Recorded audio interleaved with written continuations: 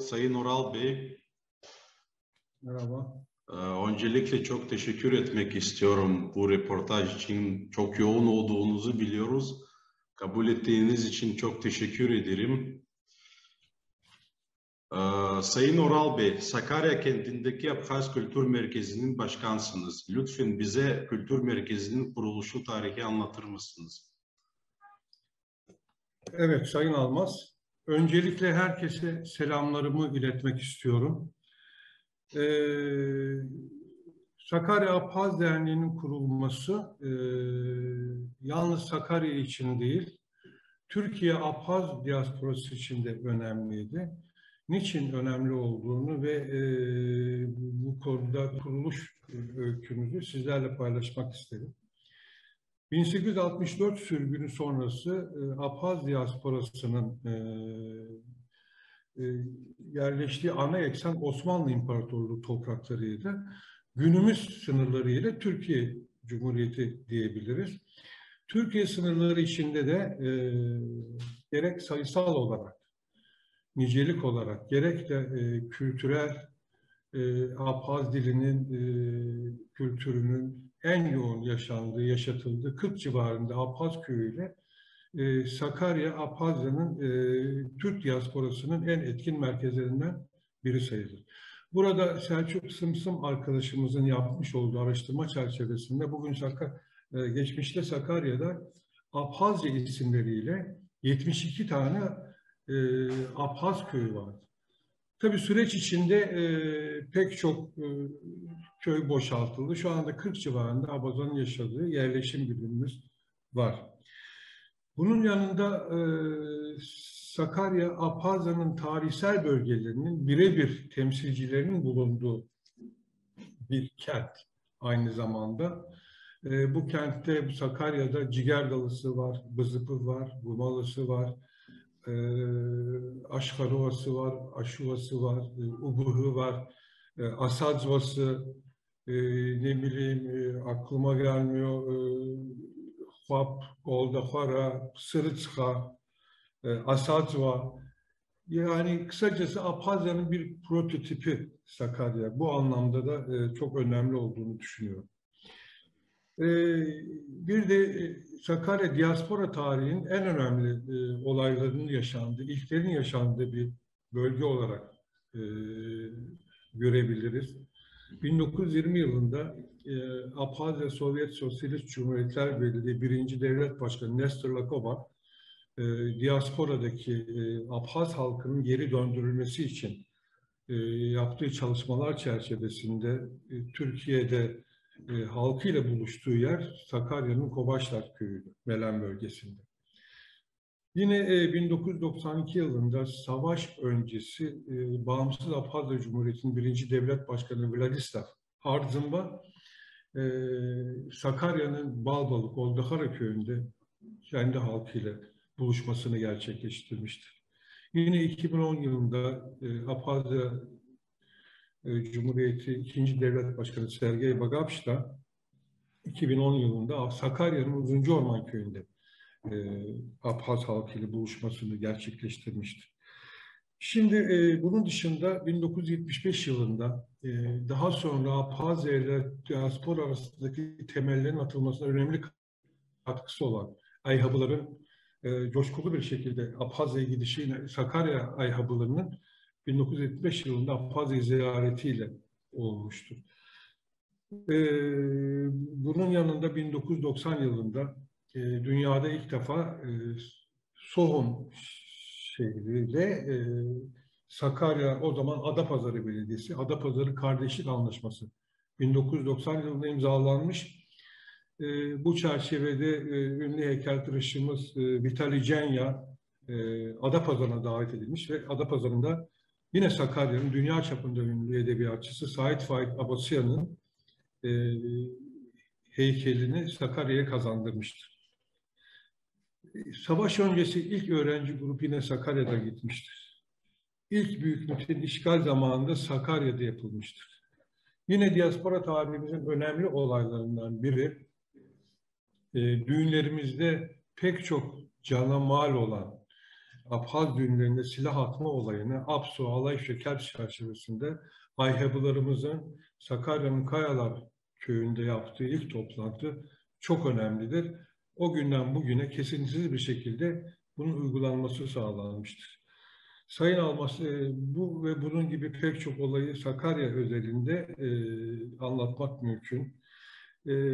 Bu çerçevede 1992 yılında fiilen Abhazya Cumhuriyeti bağımsızlığını ilan etmiş ve 2008 yılında da Birleşmiş Milletler'e bağlı ülkelerin bağımsızlığımızı tanımasıyla birlikte yeni bir süreç başlamış. Bu süreç sonunda 2010 yılında Abhaz Dernekleri Federasyonu kuruldu. Dolayısıyla az önce anlattığım gibi Türkiye diasporası için önemli bir merkez olan Sakarya'nın örgütsüz kalması, içinde Sakarya'nın olmadığı bir Abhaz Dernekleri Federasyonu olması düşünülemezdi. Bu çerçevede arkadaşlarımla da ben 21 Şubat 2014 yılında Sakarya Abhaz Derneği'ni kurduk. Birinci kongremize kadar 6 ay süremiz vardı. Bu 6 ay süre zarfında bu yerleşim birimlerimizin yarısını ziyaret ettik örgütlenme çalışmalarımız çerçevesinde. Daha sonra yine daha önce hazırladığımız bir projeyi de bu süreç içinde birinci kongremize kadar devreye sokma fırsatı bulduk. Neydi bu proje? Tüm Sakarya yerel yöneticileri, valisi, Büyükşehir Belediye Başkanı, rektörü, ticaret odası, başkanlığı yardımcıları böyle bir heyeti Abhazya hükümetini organize etmekte, gönderdi. Dolayısıyla 2014 Mayıs'ında bunu gerçekleştirdik. Bunun bize çok önemli geri dönüşleri oldu.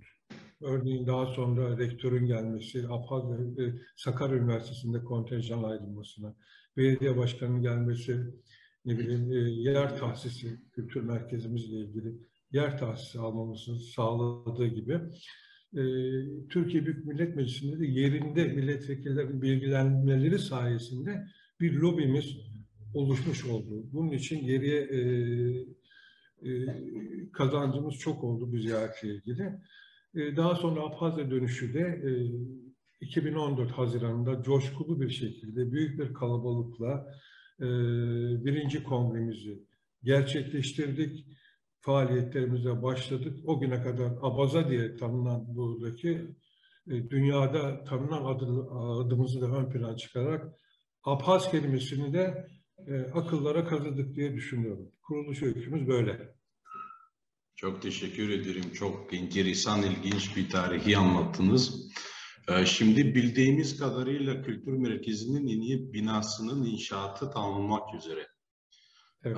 Açılışın ne zaman planlandığını, inşaat kimlerin katkıda bulunduğunu, diğer kültür merkezlerin ve Abhaz Kültür Merkezleri Federasyonu'nun bundaki rolü nedir?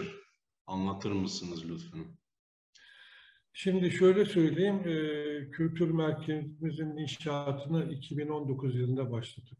Yani şöyle, derneğimizin kuruluşundan beri bugüne kadar kurucu başkanlık görevimi onurla sürdürüyorum. Bu çerçevede pek çok projeye imza attık ama bunlar içinde en çok bizi heyecanlandıran kültür merkezi projesiydi. Çünkü bu bizim kurumsal kimliğimizi pekiştirecek ve geleceğe çocuklarımıza bırakacağımız en önemli miras olacaktı.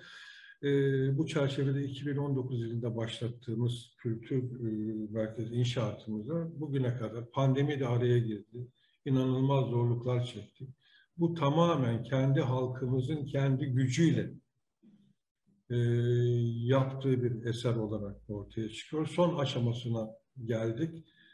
Bu ay itibariyle İskan ruhsatını almak için bir iki eksiğimiz var. İskan ruhsatını aldıktan sonra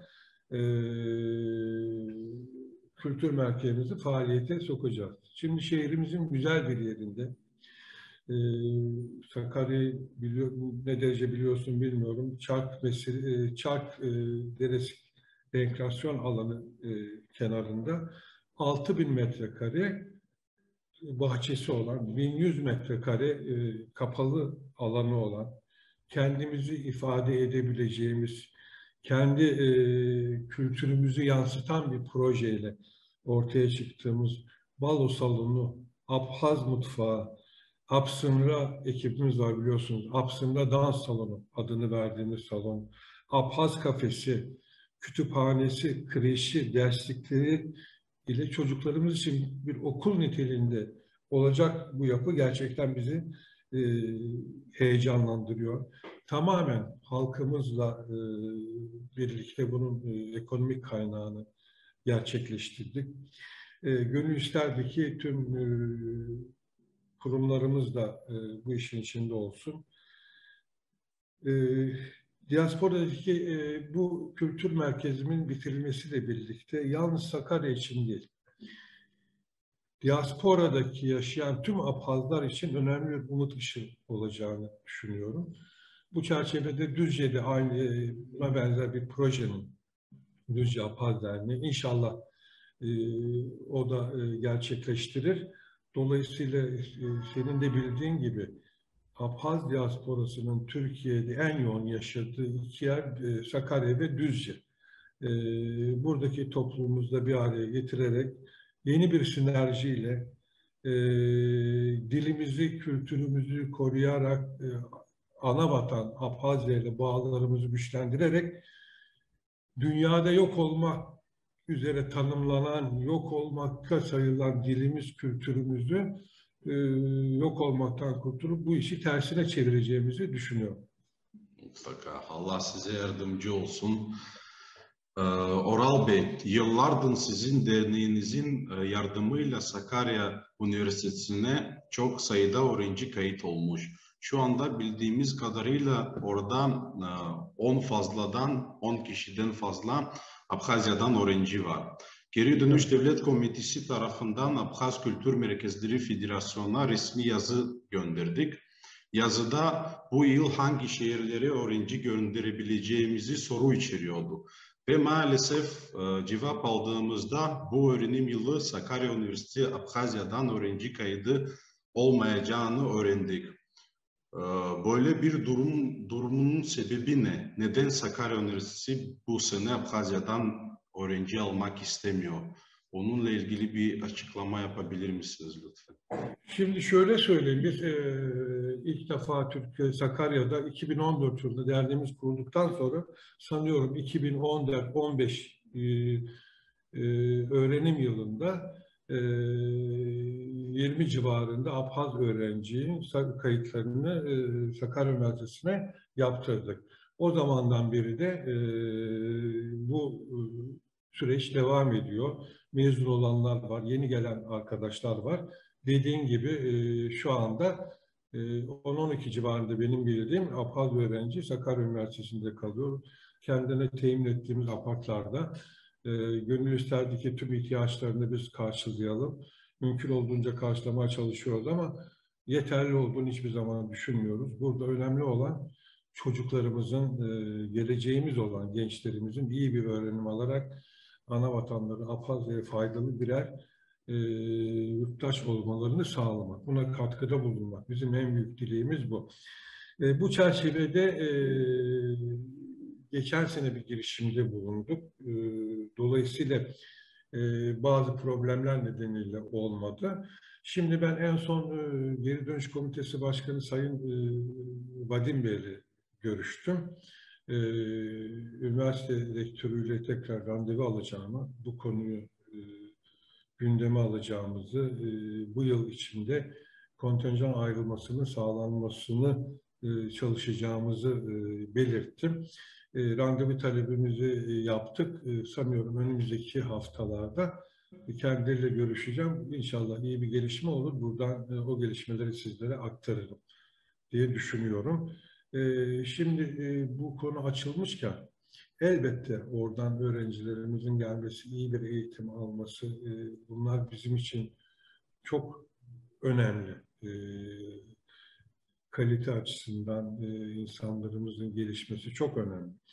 Şimdi bunun tersini de düşünmemiz lazım. Nitekim şöyle bu son bir iki ay içinde sanıyorum Abhazya Geri Dönüş Devlet Komitesi ile Abhazya Devlet Üniversitesi arasında bir protokol imzalandı. O protokol çerçevesinde diasporada yaşayan Abhazların, öğrencilerimizin sınavsız bir şekilde üniversiteye alınacağı söylendi. Biz o duyuruları üyelerimize yaptık.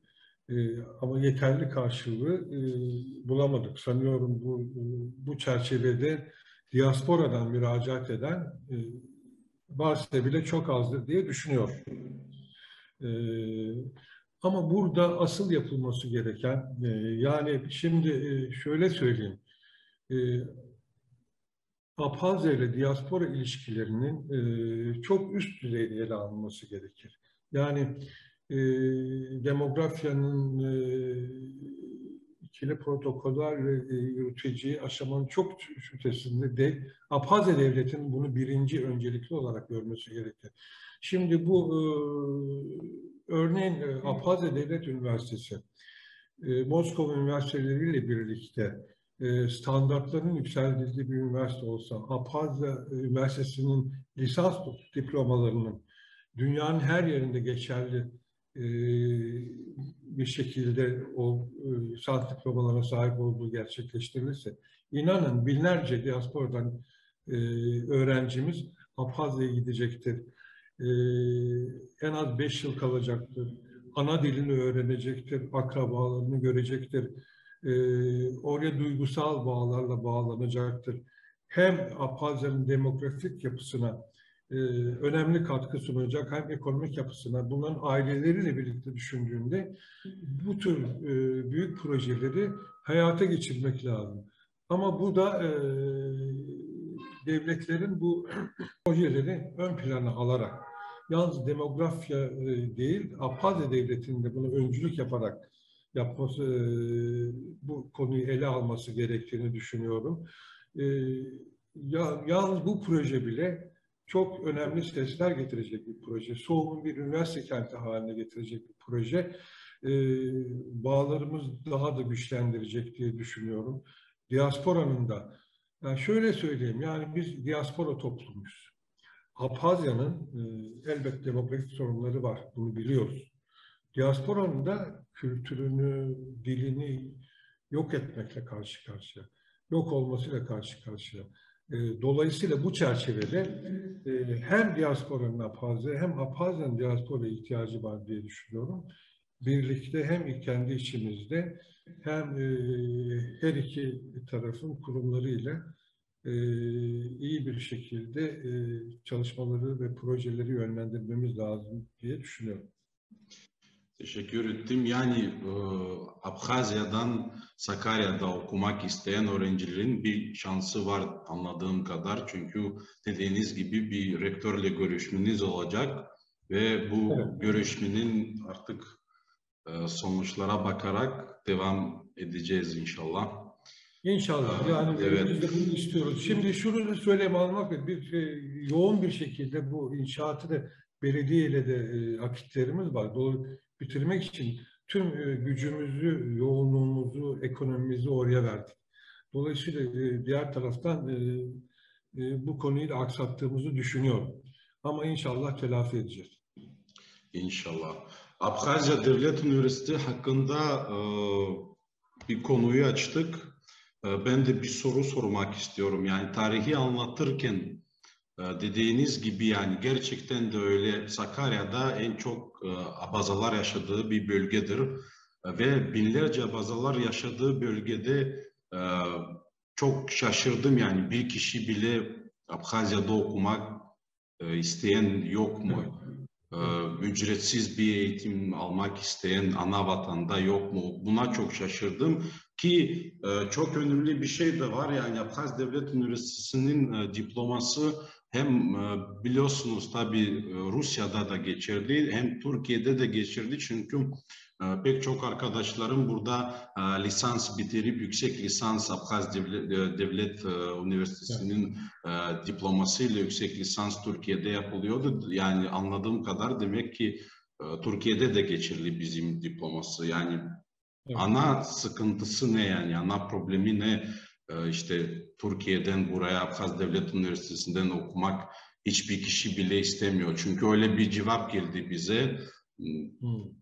Çok enteresan bir şey açıkçası söyleyeyim size. Evet. Oral Bey, Abhaz Kültür Merkezleri Federasyonu'nun başkanlığına 2 adaydan biriydiniz. Seçimlerde rakibiniz kazandı ve göreve geleli yaklaşık 7 ay oldu. Abhaz Kültür Merkezleri Federasyonu'nun çalışmalarına nasıl değerlendiriyorsunuz? Benim bunları söylemem ne derece doğru olur bilemiyorum ama yeterli görmüyorum hiçbir zaman. Şimdi şöyle söyleyeyim. Diasporada, Türkiye'de, Abhaz diasporasının en yoğun olduğu Türkiye'de dolayısıyla hem lobi faaliyetlerimizin güçlü olması lazım, hem tanıtım faaliyetlerimizin güçlü olması lazım. Genel kurullarımızda, etkinliklerimizde kendi kendimize hamaset yaparak bir noktaya varamayız. Biz kendimizi insanlara, diğer toplumlara anlatmalıyız.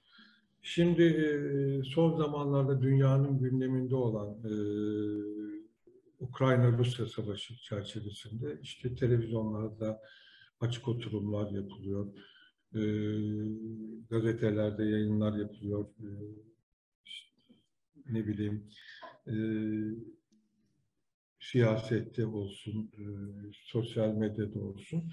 Yani burada sürekli Ukrayna olayı ile Abhazya'yı eşdeğer görüyorlar. Burada Gürcü tezlerini ön plana çıkararak Abhaz tezlerini dezenformasyon yaparak en azından böyle bir süreci yaşıyoruz. Şimdi en son Abhaz Dernekleri Federasyonu içinde emekli bir asker bu tür imkanları buluyor televizyon programlarına çıkmak için. Bunlar söylendiği zaman karşı çıkması lazım. En son duyduğum çerçevede bu asker kökenli yönetim kurulunda bulunan arkadaşımızın ben orada Abhaz Federasyonu kimliğiyle oturmuyorum demiş. İnşallah bu doğru değildir. Abhaz Federasyonu kimliği, yönetim kurulu üyesi kimliğiyle oturmuyorsa derhal Abhaz Dernekleri Federasyonu yönetiminden istifa etmesi gerekir. Bu toplumun haklarını, hukuklarını savunamayacaksa. Söylemek istediğim, ya bu konuda çok eksiğimiz var. Tezlerimizi ortaya koyacak, dünya platformlarında, konferanslarla, çevirilerle bunu anlatabilecek bir yapı oluşturmamız lazım. Federasyon Genel Kurulu'nda da gündeme getirdim. Bir diaspora politikaları istişare kurulu.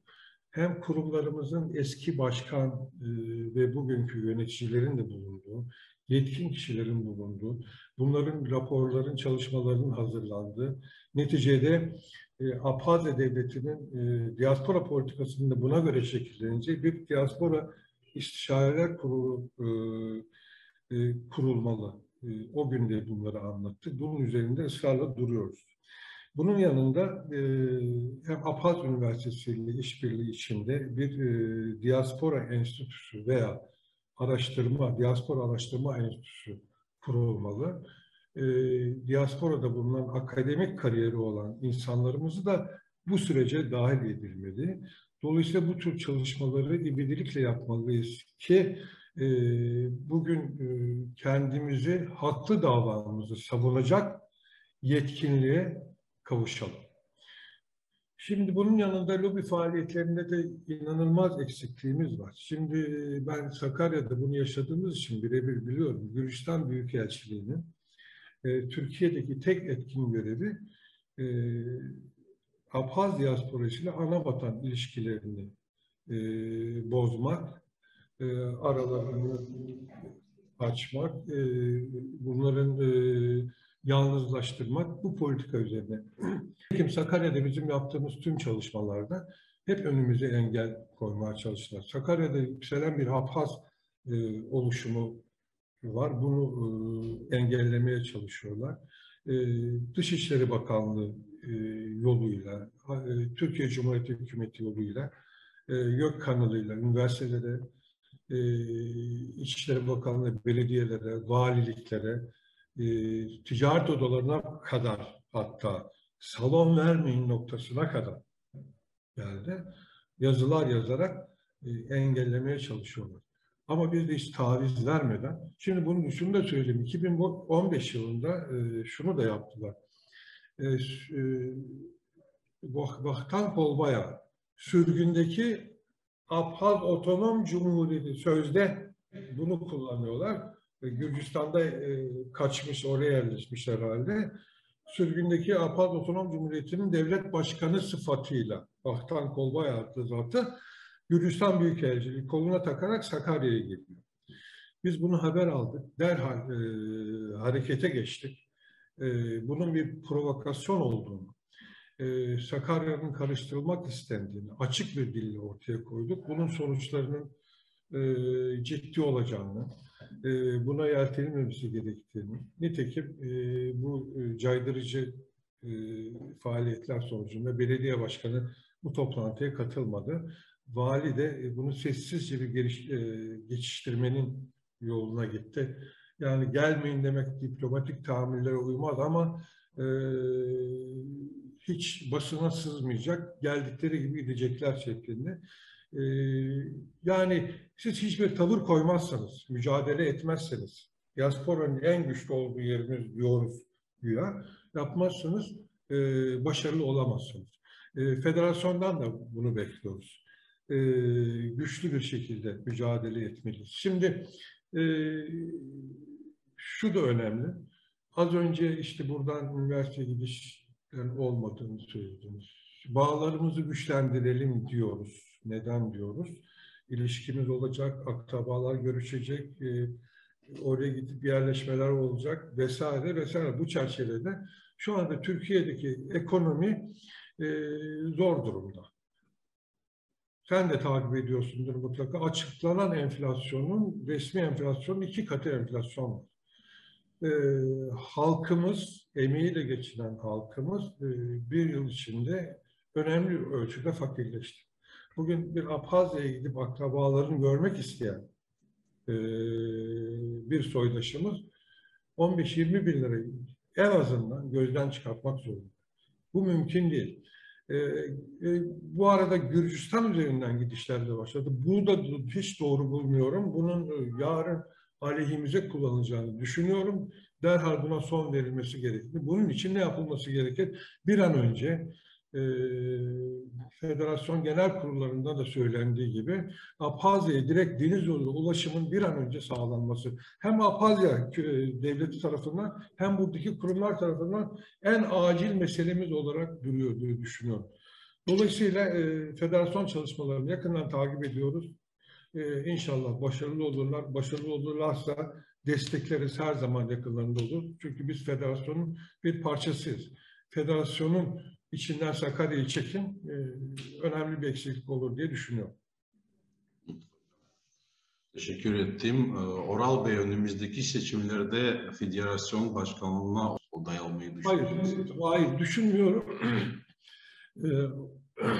Olmam gereken zamanda şimdi aslında eleştirilecek çok şey var. Yani şunu da söyleyeyim. Türkiye, Abhaz diasporasının en güçlü olduğu yer, Abhaz Dernekleri Federasyonu'nda en güçlü örgütü olmak zorunda. Abhaz Dernekleri Federasyonu, diasporanın, Abhaz Dernekleri Başkanı, diasporanın devlet başkanıdır. Nasıl Abhazya devlet başkanı varsa. Dolayısıyla bugün Abhazya'da devlet başkanı seçilen kişi kendi ana dilini konuşmak zorunda. Sınava girmek zorunda. Bunu benim söylemem doğru değil. Ama birilerinin çıkıp söylemesi lazım. Sen kendini diasporanın en büyük örgütlü gücünün başkanı olarak kendini birebir ifade edebilmelisin.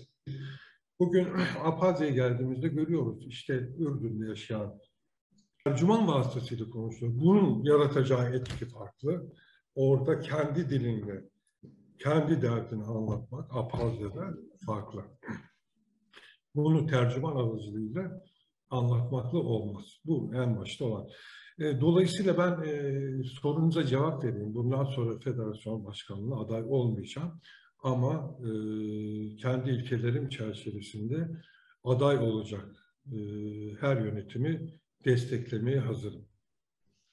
Teşekkür ettim ve son olarak dünyanın tüm Abhazlara ne dilemek istersiniz Orhan? Almaz darıcı tabuk yaşatı haypalara Rabheze vara valaklı habıra tabuk şahsoy hara hapso hargi hapso amşın ekva yitskızını imipsi koyan has habduça yirçin has apsu adunyaçı daha azalak ki apsın da tuğus has Vladislav Arzımba yimya hak nukarom hapsora halayşa hakaps hapsında yahamıştır. Vladislav Arzım Bey zıpsat yıl zıpsakussuz hatseyşa yahartas hapsında noğunakza yahçarom abziyarıza itabuk dağırıza. Abziyarazı Tabuk Bidudzan, sayın seyirciler hatırlatmak isterim. Bugün Sakarya Dernek Başkanı Akçapşa Madalyası'nın 3. derecenin sahibi Sayın Oral Bganbaş ile konferans yaptık. İtabuk Dağıradza ve Hayk Şeratanza Abziyarazı. Tabuk abziyarıza.